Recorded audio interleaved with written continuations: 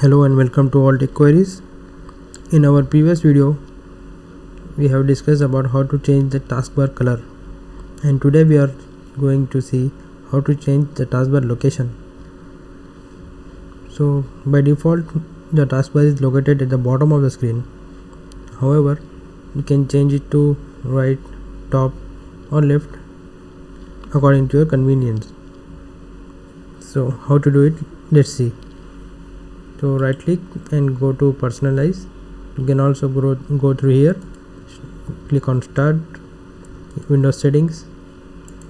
Usually you will see this page. From here you can click on personalization, and finally here taskbar. As you can see this option here, taskbar location on screen. Click on it and you will get a drop down menu, left, top, right or bottom. Right now it is at the bottom, but you can also change it to top, left and right. This will give a completely different feeling, but I prefer it to be on the bottom. So there is one more method by which you can change the taskbar location. You have to simply click on taskbar and drag it to wherever you want. So some users drag the taskbar by mistake and they wonder how do they change it back. So it is simple, okay?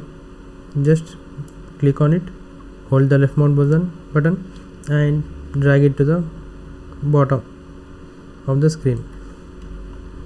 Here you go. Now this option works only if the taskbar is unlocked. Once you enable this option, lock the taskbar, you cannot drag it.